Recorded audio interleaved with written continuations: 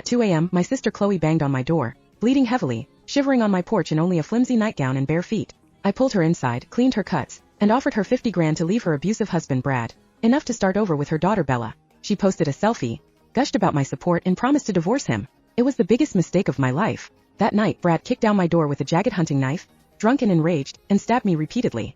I died in a pool of my own blood, begging Chloe for help, but she locked herself in my bedroom and let me die. Worse, in court she lied. She painted me as a controlling rich bitch who forced their divorce, erased years of Brad's abuse, and got him a light sentence in a mental facility. They bonded over my corpse and I screamed for justice. The universe heard me, and I woke up back in time, sitting in my living room, watching Chloe gush about her charming new boyfriend, Brad, meeting our family for the first time. This time I was not going to be the hero. I was going to cheer them on, feed their toxicity and watch them burn. And when they did, I would be the one holding the matches. Earth to Ava. Brad is talking to you. The voice snapped me back. I blinked, and the blood-soaked courtroom vanished. I was sitting in my living room. Beside me sat Chloe, looking 10 years younger, fresh-faced and beaming. And across from me sat Brad. Not the convict in an orange jumpsuit, but the charming boyfriend meeting the family for the first time. I dug my nails into my palms until it hurt. The pain grounded me. I was back. I said, "Brad bought you a gift?" Chloe bragged, clinging to his arm like a decorative vine. "Thanks," I mumbled, forcing a smile that felt like rigor mortis. Brad smiled shyly, but I saw it. That flash of impatience, that spark of violence deep in his eyes. The moment Brad left, Chloe dragged me into her bedroom and locked the door. Deja vu hit me hard. "Okay, spill," she whispered frantically. "You said Liam knew people from Brad's hometown. Did he find out anything? Is his family crazy or what?"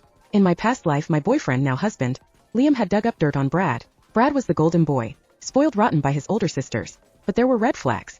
He had a hair-trigger temper, got into fights at work, and, most importantly, his uncle was in a criminally insane asylum for beating a neighbor into a coma. Last time I told Chloe everything. I warned her to run. She cussed me out, accused me of being jealous of her rich boyfriend, and even told Brad what I said to prove her loyalty. Not this time. So, Chloe pressed, her eyebrows knitting together. "Is there something wrong with his family?" I kept my face blank. "Nope." Liam's contacts did not know much. "But honestly, Brad seems great. He is polite, he has got money, and he is clearly crazy about you. You guys look like a power couple." Chloe's face lit up. "Really? You think so?" "Absolutely." I lied smoothly. "You two are a match made in heaven. I think you will be together forever. Die together, hopefully," I added silently. I was not going to be the villain in their great romance anymore. I was going to be their biggest cheerleader until the ship went down. They got married fast. A shotgun wedding.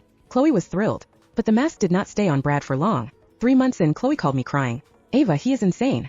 I just said his mom's pot roast was a little dry, and he backhanded me. He threw all the dishes on the floor. Everyone just stood there and watched." In my past life, I would have grabbed a baseball bat and stormed over there. I would have told her to leave him. Instead, I opened the freezer, grabbed an ice pack and drove over calmly. I put the ice on her swollen cheek. "Chloe, look.